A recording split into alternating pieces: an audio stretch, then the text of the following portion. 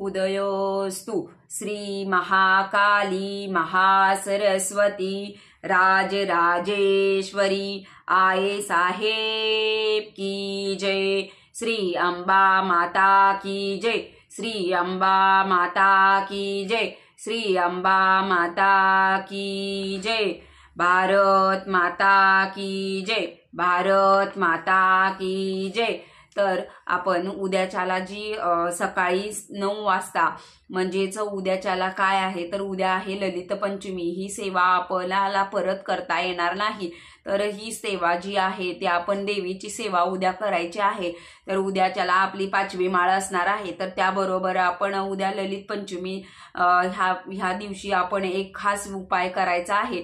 तर तो उपाय म्हणजे आपण ललित पंचमीचे म्हणजेच सरस्वतीचे पूजन करायचे असते। तर उद्याच्या जे शारदीय नवरात्र आहे त्याच्या 5व्या माळेला म्हणजेच पंचमीचा दिवस असतो, त्या पंचमीच्या दिवशी आपण एक हा मुलांसाठी उपाय करायचा असतो, जेणेकरून आपल्या मुलांमध्ये अभ्यास करण्याची रुची वाढते। आपण म्हणतो की माझा मुलगा अभ्यास नाही करत, तो ऐकतच नाही, तर हा उपाय केल्याने त्याच्यामध्ये तुम्हाला फरक जाणून येईल, म्हणून हा उपाय आपण करायचा असतो।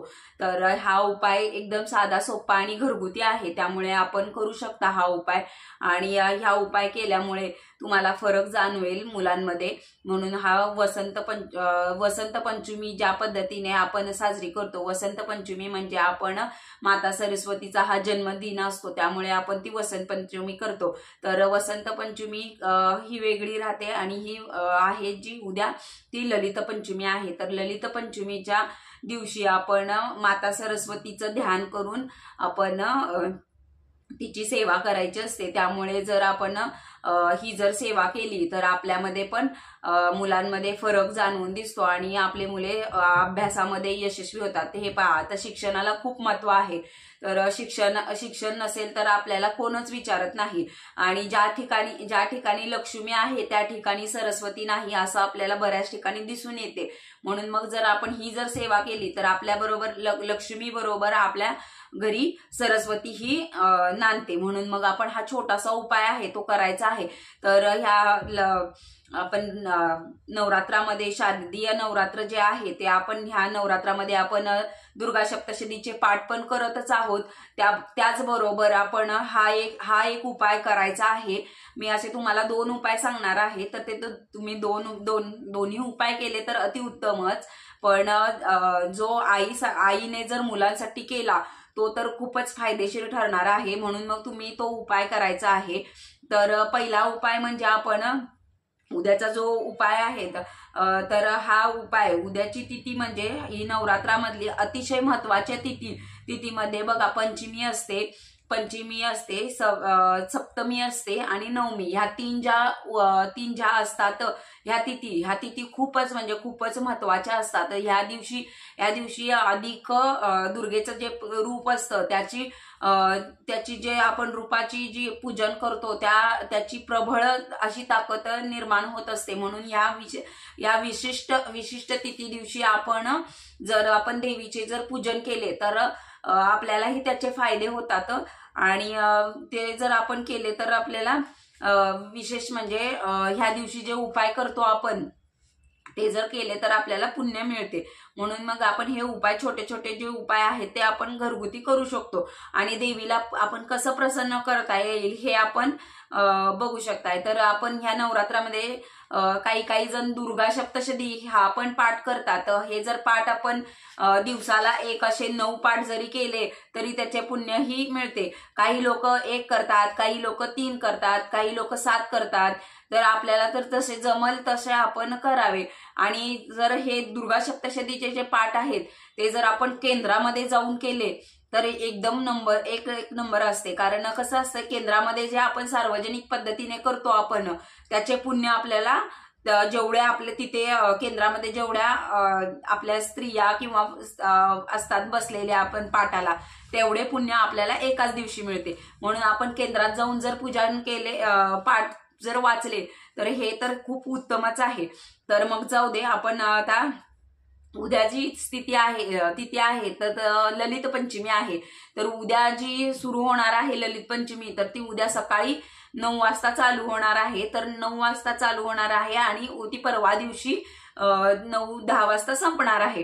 तर मग तुम्ही त्या दिवशी आपण ललित सहस्त्रनाम म्हणून असते ते पाठ आपण करायचे असतात. ते जर पाठ तुम्हाला जर करता आले नाहीत, समजा आपल्याला कसं वाचू, आमच्याकडे पाठच नाहीये वगैरे म्हटले, तर आपण काय करायचं, युट्यूबला सरळ टाकायचं ललित सहस्त्रनाम म्हणून, आणि मग ते 81 ओव्या आहेत त्या जर आपण ऐकल्या तर आपल्याला त्या दिवशीचे खूपच आशीर्वाद प्राप्त होतो. म्हणून लक्ष्मी मातेचा आपल्याला आशीर्वाद पाहिजे म्हणून आपण तो पाठ करायचा आहे त्या दिवशी. आणि त्या दिवशी जर आपण कुंकुमार्चन केली तर आपण हा पाठ लावायचा आणि ह्या अशा 3 बोटाने आपण स्त्री यंत्रावर किंवा लक्ष्मी मातेवर आपण असं कुंकुम टाकून आपण त्याचं कुंकुमार्चन करून घ्यायचं आहे.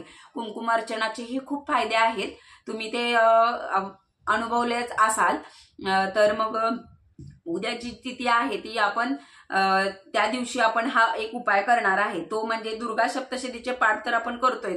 तर आपण 48 दुर्वा घ्यायच्या आहेत आणि त्या दुर्वा आपण लाल धाग्याने आपण बांधून आपण सरस्वती माताला, जर समजा तुमच्या घरी सरस्वती माता नाहीये तर मग आपल्या घरात देवी तरी आपण घट पण स्थापले नाहीये समजा, तर आपण अखंड दिवा लावतो किंवा आपण कुलदेवतेचा आपला फोटो असतो, तर त्या देवी समोर आपण त्या ज्या आहेत तो आपण एक हात आपण असं हृदयाला लावायचा आपल्या, आणि एका हातात त्या आपण दुर्वा घ्यायच्या आणि त्या दुर्वा घेऊन मी जो सांगते तो मंत्र आपण 108 वेळा म्हणून ते दुर्वा आपण अर्पण करायचे आहेत. तर तो मंत्र कोणता आहे तर मी तुम्हाला तो मंत्र सांगते.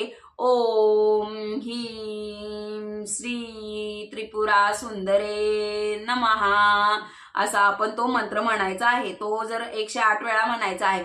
जर समजा तुम्हाला जर काही प्रॉब्लेम असतील तर तुम्ही तो मंत्र 11 वेळा जरी म्हणला तरी चालेल. आता समजा वेळ जर नाही आहे तुमच्याकडे, पण जेवढी सेवा करेल तेवढा आपला प्रभावी असते, म्हणून आपण 108 वेळा नक्कीच करायचा आहे.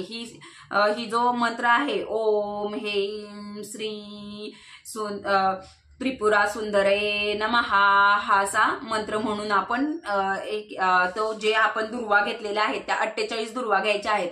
तर आपण गणपती बाप्पाला जशा दुर्वा आपण घेतो 3-3 ह्याच्या, तशाच आपण 48 घ्यायच्या आहेत दुर्वा, आणि त्या दुर्वा आपण अर्पण करायच्या आहेत. आणि अर्पण करताना आपण हा मंत्र म्हणायचा आहे. जर आपण ललित पंचमी दिवशी हा जर दुर्वा वाहिल्या तर आपल्याला त्याचे खूपच फायदे आहेत. म्हणून आपण हा ललित पंचमी म्हणजे ज्या पद्धतीने देवाला जे प्रिय आहे आपण ती जर वस्तू दिली तर आपल्याला देव प्रसन्न होतो, म्हणून मग आपण हा उपाय करायचा आहे.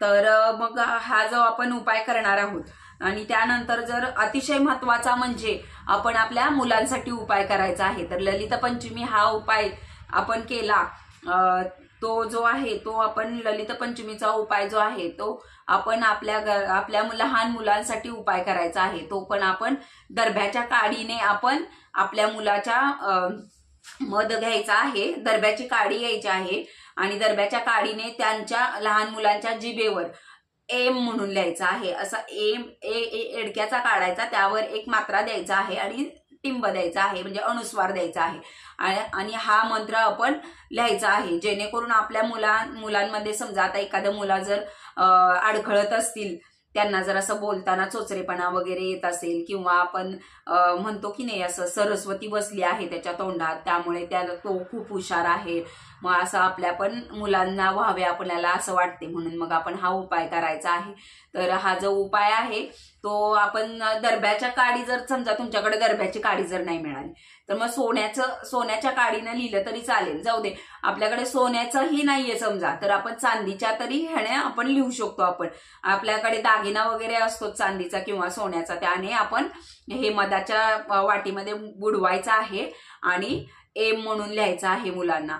आणि त्या दिवशी आपण शक्यतो करून आपण देवीचा ओम ऐं क्लीं श्रीं सरस्वती बुध जन्म स्वाहा म्हणून आपण एक वेळ तरी मंत्र म्हणून आपण ही सेवा करायची आहे।